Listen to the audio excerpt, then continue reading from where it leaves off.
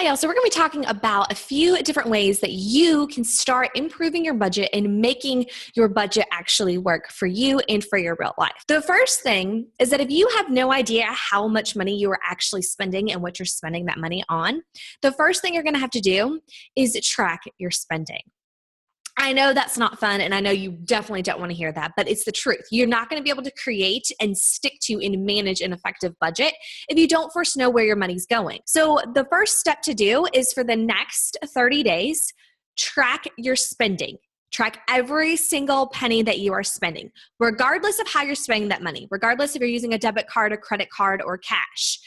Track the spending that you're doing. That's online and in-store purchases. I encourage you to either get a small notebook, a notepad, something that you can store either in your car or in your purse, or maybe get two of them, have one in your car, one in your purse, doesn't matter. But keep the book with you, and every time you spend money, write down the date of the transaction, what the transaction was, the amount of the transaction, and why it is that you spent the money. The reason for doing this is that this is going to make you more aware of your spending triggers. It's going to make you more aware of how much money you're spending, what you're spending that money on. And you're going to be asking yourself these questions as you're doing this exercise, like, did I really need to spend that money?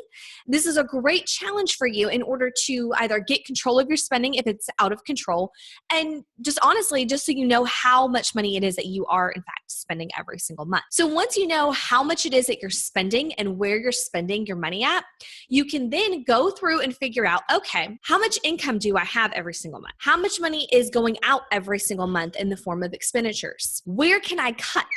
Do I need to cut anything? And so once you have your income minus your expenses and you have that total, look at the total and find out, okay, is it a negative balance? Is it a positive balance? Is it zero?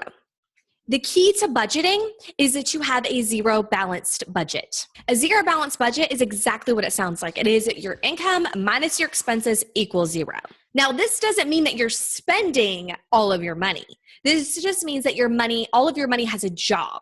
So you're putting some of your money into savings, some of your money into paying off debt, some of your money into retirement, some of your money, maybe to go towards your children's college education, so on and so forth. So your money has a job. It's not all just being spent on, random different things. It has a purpose. And so the next big thing that you're going to have to do is, as you go through those expenses every single month, you're going to have to, again, ask yourself, okay, is this expense really worth it? Or can I maybe take this dollar amount and apply it towards my savings, apply it towards my retirement, apply it towards paying off our debt? These are big questions to ask yourself, so that way you can figure out exactly how you want your money to work for you. So the next big thing that you're going to want to consider is your goals. What are your goals? What are your big lifetime goals? What are the things that you want to achieve?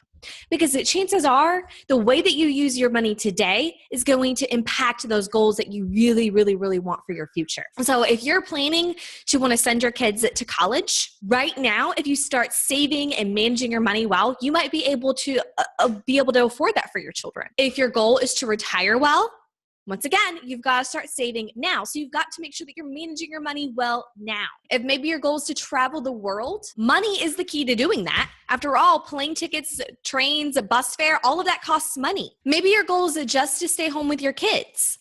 Well, managing your money well is the key to making that happen. After all, if you don't manage your money well now while you have two incomes coming into the household, you're not going to manage your money well when you only have one. This is a hard reality for a lot of folks to face, is that everyone thinks that, oh my gosh, I'm going to hit it big, I'm going to win the lottery, I'm going to have all this money coming in, and then I won't have any problems anymore. But the problem is that if you don't manage the small amount of money that you have now, so let's say it's $50,000 a year that you make, if you don't manage that well now, you're not going to manage $1 million a year well. Because managing your money well is a habit.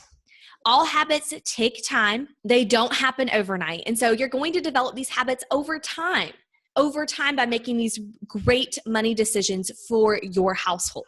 Another big key when it comes to budgeting around your real life, you need to sit down with your calendar before you make your budget. Because this keeps a lot of those unexpected events and appointments and things from really taking hold of you. you will actually be able to sit down, see, hey, so-and-so has a doctor's appointment. So-and-so's birthday party is, coming up in a couple of weeks.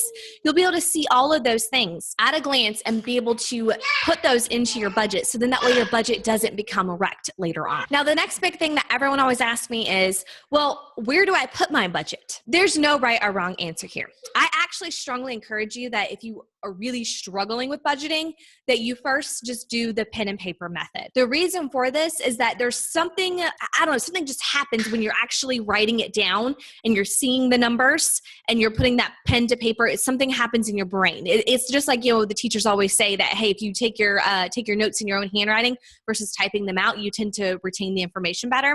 It's the same kind of concept here. You tend to actually focus a little bit better and you recognize these patterns and these numbers and you actually take hold in responsibility of your money when you put the pen to paper. And so once you've gotten into that habit, then you can move on to maybe an electronic system or an Excel spreadsheet. Once you've gotten the hang of it and you've actually gotten the hang of writing it down and seeing all the numbers and doing the math that way, then you can go and maybe use a software program like Personal Capital or Mint, which Mint and Personal Capital are both free. I actually prefer Personal Capital a little bit more to Mint, but either one is fine. I'll include links in the description of this video to both of those. There's also everydollar.com, which they have a free version and a paid version. I will tell you that everydollar.com is probably not worth it unless if you have the paid version, because if you have the free version, you have to constantly go in and manually pull in the transactions. And so it just kind of makes it a little bit too tedious for an online software-based program, whereas you could just really do that pen and paper so much faster than you could having to sit there and manually do it all. But those are the three that I've used and I do actually like. So those are the three that I've used. But there's also YNAB or youneedabudget.com. That's a paid one as well. I've heard amazing things about it. Don't have any personal experience with it.